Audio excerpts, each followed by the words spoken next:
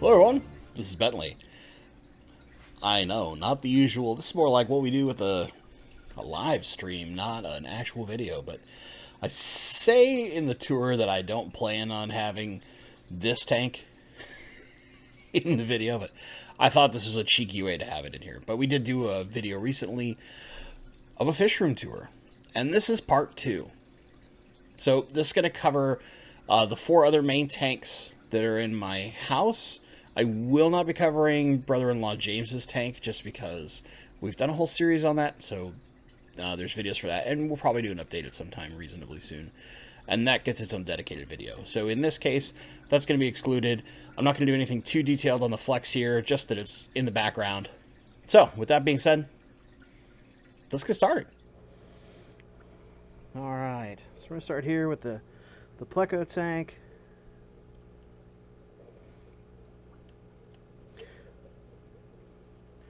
It's really down low, and you can see it's pretty simple. Caves, a little extra air, little Pleco condo.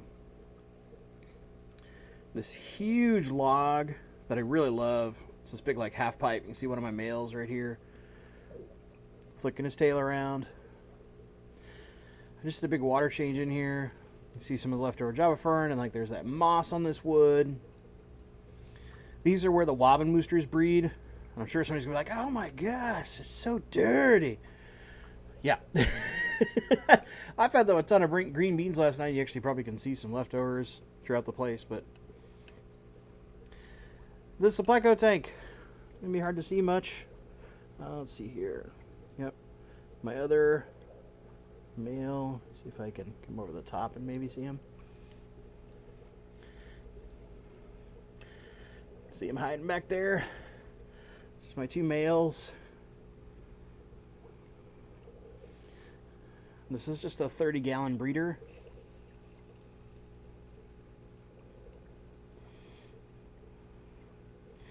Pretty simple. Nothing too crazy about that tank. It's just those fish, so you don't really miss much. Oop. The gimbal's going crazy on me. This is what happens when you go from inverted. Then the tank you guys very frequently see behind me. This is my 75-gallon long. Has my Chilatherina blaheri, a little bit of Frederici. There's Danger Noodle zipping about. There's a bunch of mixed cories in this thing too.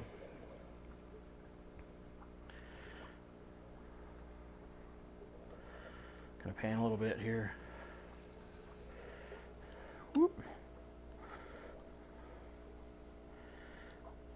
You can see I've got a couple of pots of boost over there that are adjusting. They're new to the tank, so I'm letting them do their thing in the pot before I plant them in any way, shape, or form.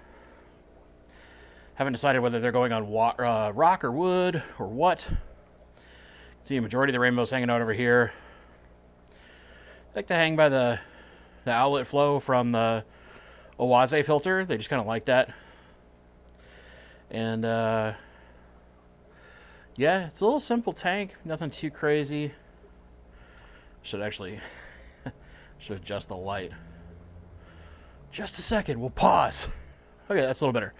I did a water change earlier. And I moved my light back when I do my water changes to fit my I guess the Higer right now, but you know, normally I use a Python.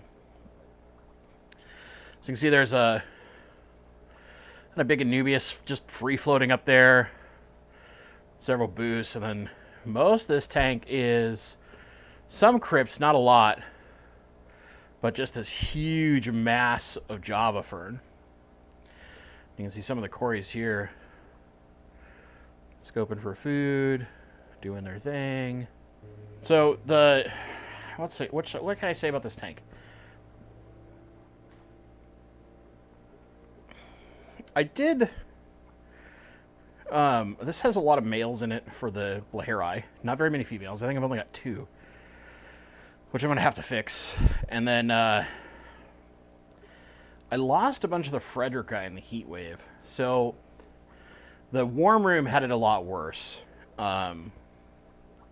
But in general, I have this like super eco-friendly air conditioning unit for my house to try and keep it cool in the summer, which normally in the Northwest is perfectly fine. We don't deal with a lot of extreme heat. But we had a several day stint where we were over the 110 range, and it was sitting at like 90 in the house, in the low 90s. During the hottest time, it was like 119, and I think most of the tanks that weren't in the warm room were getting up into the 90s temperatures. And that's like, I have a heater in here, I turned the heater off, it just didn't matter. It was so hot in the house all day, all night. And in a short change like that, because this would hit, it really only happened over the course of 5 days, and there's this big, massive jump, like 25 degrees plus, basically in a go, and some of the fish really just did not tolerate that very well. And a lot of it is they're just used to, they're raised in captivity, they're not raised in the wild, they're used to really stable temperatures in these tanks. And they got very, very hot, and you can even see, as we kind of zoom in, come closer, some of the Java fern that's super healthy in here got a little pissed off at that heat, and it's still slowly recovering. And then I do have some sponge filters in this thing. I've just always had them. Eventually I added a canister. But yeah, man, this is it. This is kind of a big mixed tank. I just love it. It's my living room tank. It's where Danger Noodle lives. I'm actually really surprised Danger Noodle didn't have any issues. I was reassuring my girlfriend constantly. It's like, no, they're tough. They can handle a lot. And actually, they really like cooler temperatures. Man, Danger Noodle's just a champ. And I had, so like the lids that are on this were off, which one of my rainbows jumped during that, which sucked because it jumped in the middle of the night. It's like one or two. I think I lost 2 Frederici from that, not one. That heat wave was murder on a lot of my fish tanks. But overall, they've rebalanced out. The good news is, like Blaheri and Frederici, I can always reacquire. And those boosts are doing their thing. The Corys are doing pretty well. Let's see if we can bring you in for Danger Noodle. He's hiding. Do you see him? With these little PVC things that I want to take out, but I'm worried that they'll rip up all the Java fern. Do you see him just hiding back there? Being a shy boy. He's such a goof, man. My lady loves that fish to death. But yeah, these are the 2 main tanks in my living room. Which family room, whatever you want to call it. But this is where my lady spends a lot of her time. So she spends a lot of time in here with Papalimo. Papalimo's like put away at the moment because he's being too rambunctious. So what else is in this tank? So you got Danger Noodle, of course. The Blaheri, the Frederici, some reticulated SAEs that were doing algae control. There's a few bronze cories, a few stirbi cories, a few Adolphi cories. Oh, do you see these? Do you see these cories that are swimming around? They're going to the dark spot. Dang it. They were swimming right in the middle of the shot there for a second. Those are the 2 babies that have raised up in this tank just by basically accident, and Danger Noodle's coming out. The true star of the show. Talking about anyone else, he's got to come out. Oh, I love that derpy fish. Hey, buddy. This is his kingdom. He loves just like threading through the Java fern and stuff. It's kind of adorable to watch. We'll kind of pan back over this way a little bit. See, like I said, most of the rainbows hang out over here. When they're just idle, they don't have a reason to swim all over the place. So they're not trying to. This guy, just flopping. But yeah, that's the living room tanks. Pretty straightforward and simple. Easy peasy. I'll show you some B-roll shots. Like one of the coolest shots is if you look at this tank long ways. So if we were looking in from basically this side where the sponge filter is across, this Java fern just looks unreal in that. And you'll have a B-roll shot. You'll see it. You'll see what I'm talking about. But that's it. Pretty simple. Just these 2 tanks, Plecos. rainbows, cories, a couple super red bristlenose are in here. They're just in here for algae control. Oh, I mean, of course, there's auto sinkless in this thing because I put autos in basically every planted tank. But that's this tank. We'll move over to the other room. There's a slightly wider shot here. Let you see in all its glory. But this is the one that's very frequently behind me in a lot of my talking head style videos. All right, so here we are with the 29 gallon in my other room. This is my former display room. I wouldn't call it my display room anymore. Now it's more like my storage room. I tore down a tank in here. I used to have a 90 gallon in this room too. That's gone. But this has my colony of wild-caught Rubra striata that I got from Dan's Fish. I lost a few of these. Not really because of temperature. A few of them jumped, which really sucked. But I had a huge water change. And you can see, like, I was doing some planting work. So I had a lot of, like, floating broadleaf water sprite, which is all planted now. And messed the substrate up. Kind of stirred up some stuff up in the water column. So it's a little cloudy. You can see a bunch of anubias that's just, like, free-floating in this thing that I have for some projects. I'm just kind of letting it hang out in this tank because this tank has the room right now.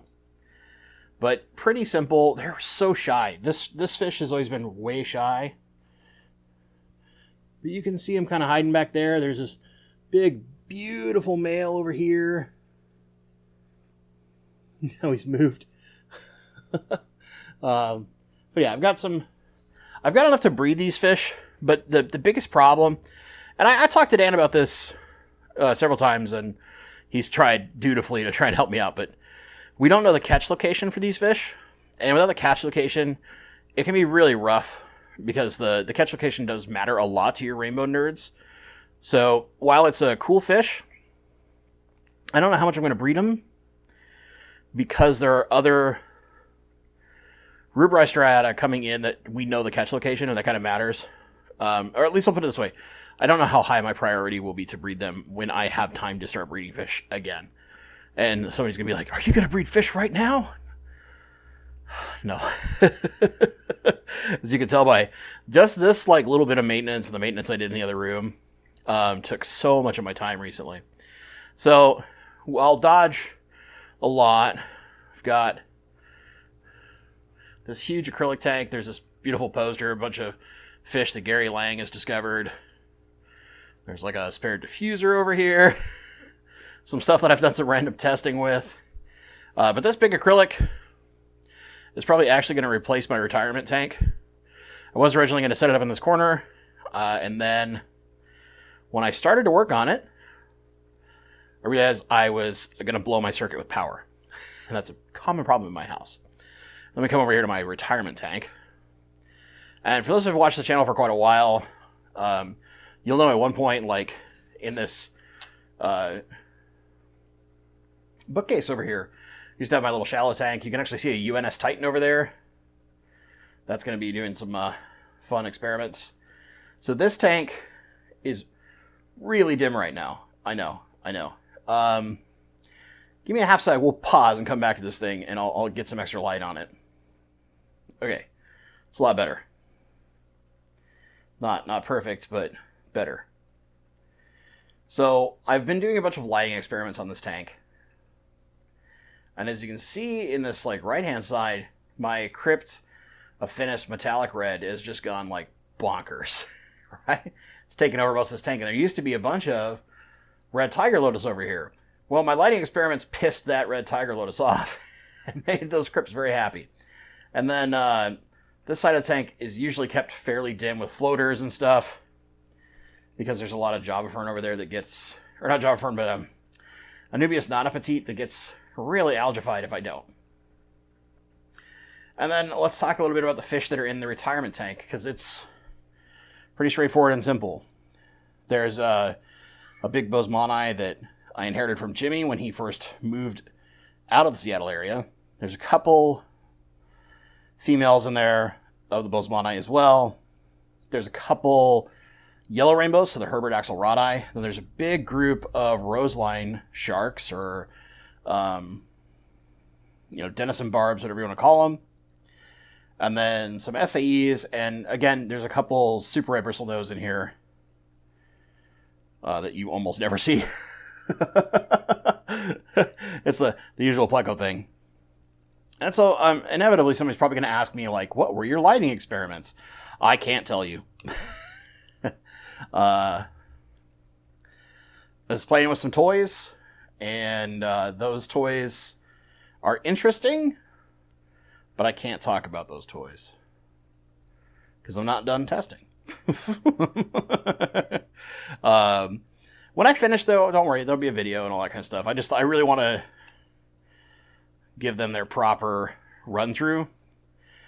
So like I tried a lot of much lower lighting tests on this tank, and that's why the crypts are doing so good, and my all my Nymphea get really pissed off.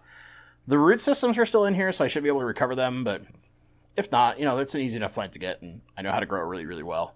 But the big thing about this tank is just, this is where my older rainbows, or if I lose like a female and I only have a male, or maybe I only have a female left, they come in here.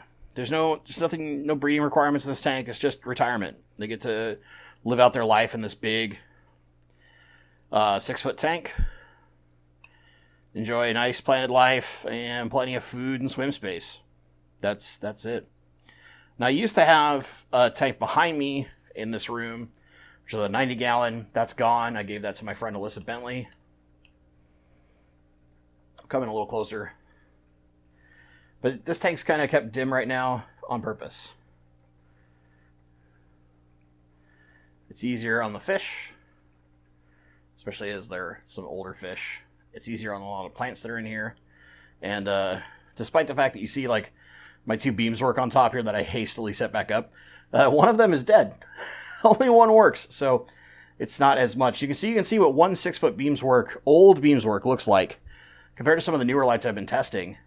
Like, it's pretty dim, right? We have that JCMP on that previous tank, and it's way brighter, and that's the less bright JCMP. So, just some food for thought on people looking at budget lighting, right? These beams work over time do dim out. These have dimmed quite a lot from when I first purchased them 5 years ago. One died, one's alive, but they still function for right now, and they make enough light to make some of the plants happy and the fish happy. But I've got other stuff I need to test that'll be coming on this tank like pretty soon. This thing will be under like really extreme highlight. Just for fun, I'm doing some fun experiments for myself and comparing them to some other stuff that's out and about. And it may or may not become a video. I'm hoping it will, but it might not. It just might not be results that I feel are worth anything that matters. Oh, and there's just one. Hold on. You ever wondered what a hybrid rainbow fish can end up looking like? This big guy right here. He's basically just brown. He's a hybrid. He somehow survived in this tank. He's like 3 years old now, and he's just kind of brown and ugly. He's like a ugly brown orange compared to like this big Bosemane or something, right? It's not fair. It's not fair. You got bright, vibrant colors versus like really muddled colors. But that's why we say don't hybridize your rainbows. Most of the time they end up like this, really muddled and dull. They don't look cool. So there's that. But that's it. Those are the other 4 tanks. Like I said, we're not going to do the flex in my room or brother-in-law James's tanks. Those have had fairly recent individual videos. So you literally would learn nothing different about them. They haven't changed at all. So that's it. We'll jump back to my face and we'll talk a little bit about what's next. There you go. That's a tour of the rest of the tanks in my home with some exclusions that apply. So I mentioned let's talk about what's next. I actually recently got in a product to try, and I talked about some other stuff that I'm doing. A lot of that's going to take some long-term stuff, but we'll have kind of a shorter video very, very soon about kind of a competitor to the Flex in a sense. It's an all-in-one tank kit from Higer, and we'll see how that goes. I have no clue what I'm putting in. It's still like literally in a box, but we'll go over that. We'll look at the tank, we'll see what's going on, and then I'll test it for probably several months just to see how things are, what maintenance is like, where things falter, where they don't, etc. But I hope you enjoyed this little look into some of my other tanks. Of course, there's the tank with Danger Noodle, my little breeding colony, and then kind of two more laid back tanks like the retirement tank and then the Rubra striata tank. They're just kind of chill tanks. They hang out in a room that right now is not seeing as much foot traffic as it used to, just because of how life has changed. So there you go. What I'd really like to know in the comments down below is let me know what your favorite tank is out of the whole tour, out of just this part, what your favorite fish is. Be hard not to say Danger Noodle, right? Hard not to say Danger Noodle. And just, if you enjoyed this video, give it a little thumbs up. That helps a ton for we FishTube creators when it comes to the magic YouTube algorithm. And, share it, all those kind of things. That's all the stuff you can do for free that really helps us out. And now that I've got all that Begatron stuff out of the way, there's only one thing left to do. Thank you so much for watching. And stay awesome. I hope you're happy. Y'all been begging for these tours. Not that exciting, I know.